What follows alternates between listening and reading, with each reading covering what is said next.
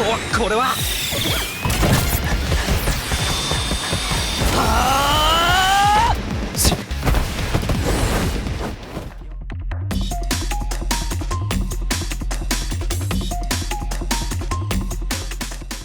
If you follow the stuff I wrote, you'll know I'm deep into 2Kyo games.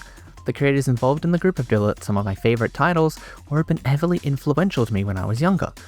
And the new titles they've had a hand in producing haven't been any slouch either, with World's End Club, Akudama Drive, either Somnium Files Nirvana Initiative, and then there's the exciting upcoming 100-line Last Defense Academy. But this title, Tribe 9, is a live service game developed by Akatsuki Games, which I'm not usually prone to enjoying. I enjoyed the closed beta whilst it was out, but how does the official release fare? なあ、将来的には僕専属のピエロとして雇ってやろうか。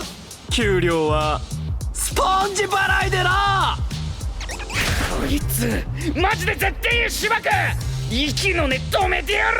In 2022, the anime series Tribe 9 released. This anime focuses on a couple of youths who join an XB team called the Minato Tribe. The city of Neo-Tokyo was broken up into various wards looked after by these tribes who settle any differences through XB, Extreme Baseball, but will also play it for fun. You don't need to watch the anime first, but you'll definitely get a kick of enjoyment out of it if you're interested in this title, and it's definitely worth watching at some point. Tribe 9 stars the amnesiac youth and newcomer Yo Kuronaka, who has been rescued from the clutches of a Dragon Quest parody by the Trash Tribe. It's been some time since the anime, and the world has now been taken over by the mysterious masked man Zero. This eccentric entertainer loves to make people play games with executions on the line in order to raise the stakes. The Trash Tribe, made up of both new and familiar faces from across the wards, find their rescue attempt thwarted as Zero anticipated their actions. But the eccentric he is, wants to play with them, and thus sends them off to the various territories he's put his cohorts in front of, the Numbers, and it becomes the goal of the Trash Tribe to free the wards from the Numbers and eventually bring the fight back to Zero. Taking control of some of the Trash Tribe members, you will guide their retro-esque sprites across 3D overworlds, navigating the cities that have been turned into Zero's game boards. You'll run into grunts and goons and sentry bots to beat up in action RPG combat. You have access to a team of 3 and are able to swap between which one you control at will, whilst the others remain under AI control. Each character has a regular attack combo, 2 action skills referred to as secondary and strategy attacks, a dodge, a counterattack, and an ultimate. As you strike your enemies, you'll eventually knock them off balance enough to trigger a chain attack. These chain attacks are free damage that will have your allies combo their attacks one after another, oftentimes triggering various passives depending on the character. As you deal hits through these chain attacks, you'll increase a tension gauge. This gauge up the top will trigger the effects of various tension cards you equip as you fill the gauge. Attack boosts, temporary time slowdown on a successful dodge, defense boost, ailments, crit chance, buffs that increase your stats based on your gameplay behavior. There's a lot to pick from. But if you don't keep up the gauge, it will peter out.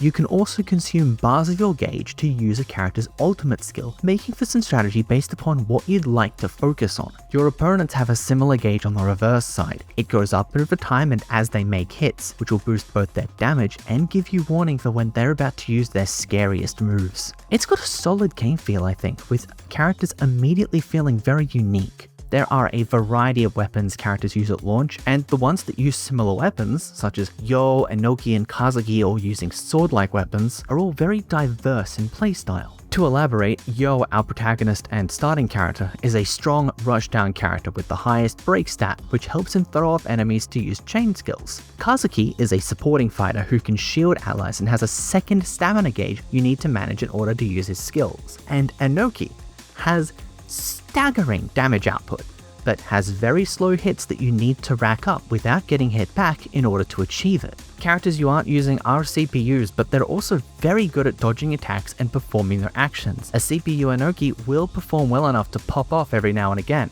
Characters also have voice lines to reference their party members in battle, with chain attacks leading to direct name call.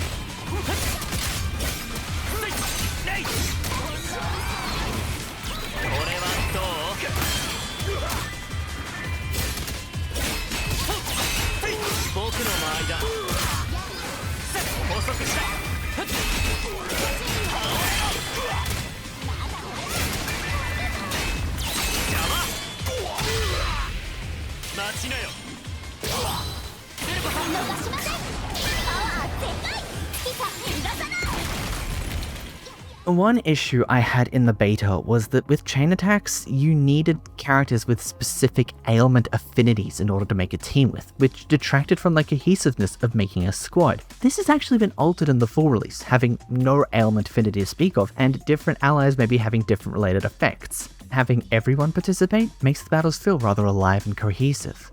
When issues start to pop up, it's due to elements that are part and parcel of the mobile game systems. The Patamon system, this game's version of equipment, via Tamagotchi pets of all things, is rather grind intensive to get gear layouts you might like. Whilst it's only necessary in the endgame content, it's still confusingly laid out and hard to sort through. This is a gacha, so you'll need to pull for your characters. The default characters are very powerful, with both Yo and Suki slotting into and benefiting most teams, but you'll also pull for both characters and attention cards, so depending on your priorities, it can feel as though you're giving up on a gameplay piece, like a new character you'd like to use, just in order to pull someone's matching card. Rates are not high, they're comparable to Hoyoverse games, alongside an 80 pull priority system. Every 80 pulls will guarantee a 3-star character. There are only 2 and 3-star characters, and at this stage that is really funny because there's not much difference between them besides gacha rarity, unless you're on a tension card only banner. This threshold will also carry across banners. As you level up a character, you can tweak their stats with gems. However, you get extra gems and passive skills for pulling duplicate characters, encouraging you to pull more even when you have your full team. The only saving grace is that when you don't have a character and enter a story section that has someone you don't, they are added to the team as a guest, so the story moments can always feel immersive. Unlike a lot of gacha games, there is no stamina system. You can go to rifts, which contain certain farming materials, using a consumable called a booster, but these are also collected in the overworld from respawning chests and enemy drops, as well as from daily missions. The game's story presentation, alternating between its retro-esque overworld and visual novel style, is fantastic. Character poses are great, and the large CG backgrounds being cut up into smaller chunks to allow for the simulation of scene depth during its transitions between characters is a brilliant choice. This is easily the best presentation I've seen in any gacha game. There are clear limitations, and that there are no more than really 2 characters on screen to make it easily viewable on mobile devices, but they can get around more action-based scenes via the use of clever sprite work and transitions. It's got the best of both worlds from its HD 2D overworld and 3D visual novel stylings. The second story chapter is a standout of beautiful locations and strong story beats, only capped off by some incredibly fun boss fights. The bosses are also a world of fun, high tension battles with high skill ceilings, allowing you to really test your abilities. Yeah. 期待に応えましょう。はっ。そりゃあ。かっきー。簡単すぎる。うわ。甘いな。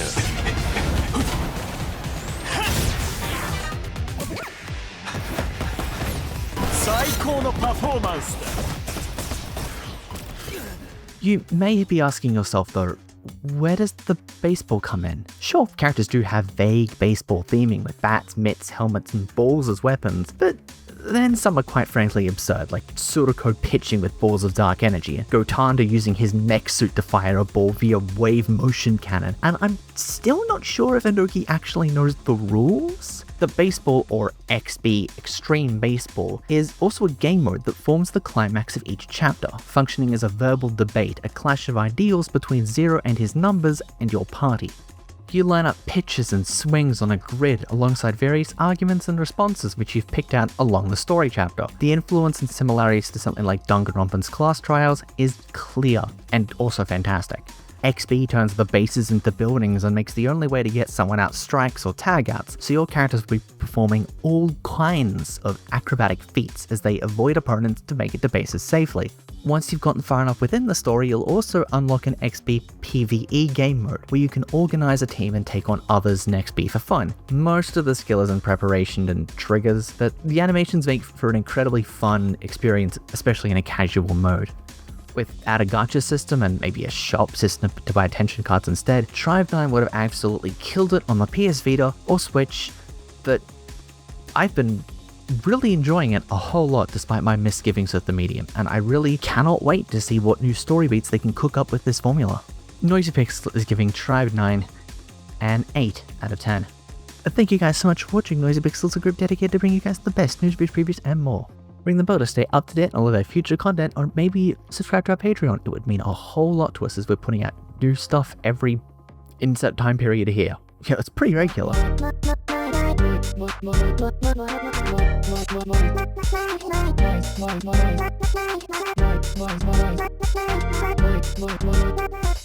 Noisy Pixel.